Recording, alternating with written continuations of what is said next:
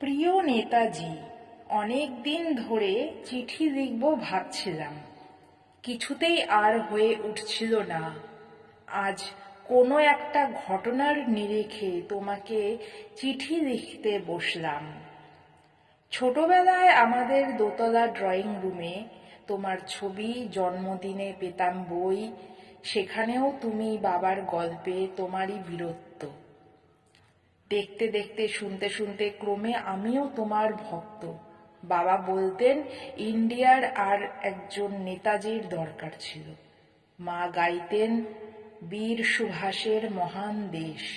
দাদু বলতেন ছেলেটাকে ওরা শেষ করে দিল। ঠাম্মার চোখে তখন আঁচলের খুঁট। এসবের মধ্যে বড় হওয়া আমিও কেমন একটা ঘোরের মধ্যে থাকতাম। ভাবতাম পারতে, তুমি সব পারতে, যদি আর একবার আমাদের মধ্যে তোমাকে পেতাম। আজ উত্তর 40-এও আমার একই ভোর, তুমি পারতে, কেননা দেশের মাটিতে দেশপ্রেমের মতো জোরালো একটা ঝাঁকুনি দেবার ক্ষমতা তখন আর কারুর ছিল না। এখনো আছে কি? তোমার হারিয়ে যাওয়ার পর দেশে কত কমিশন বসেছে।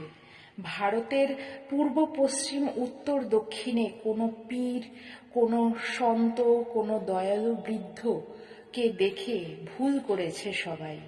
ছুটে গেছে তুমি মনে করে, কিন্তু ফিরেছে মাথা নেড়ে, তবু তোমাকে পাবার আশায় বুক বেঁধেছে। তুমি তো শুধু বসুবাড়ির নও, গোটা ভারতবর্ষের মণিকঠোর হীরক, যার আলোর শুদ্ধতা কালোকে সাদা করতে পারে।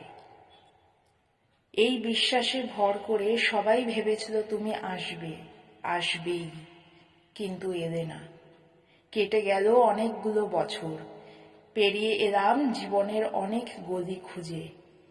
তুমি এখন বিমানবন্দরে, সভা সমিতিতে, রিসার্চ ব্যুরোতে, এমনকি ছেলের নামকরণেও। শুধু হৃদয় যেন দোলা দেয় না। জানো, তোমার জন্মদিনটা এখন সবাই ছুটির দিন বলে আয়েশ করে উপভোগ করে। আর ছেলেরা, তারা তো এখন দেশ থেকে বিদেশের খবরই বেশি রাখে। আর মেয়েরা, তারাও স্বাধীনতার ভেলায় চড়ে হতচকিত। শুধু মাটিটা কাঁদে, সেই কান্না যেন ভূমিকম্প, খরা, এলেনিনো, বন্যা হয়ে চারিদিক ভাসিয়ে দেয়। এখনো অভিমান করে শুয়ে থাকবে রেঙ্কোজিতে?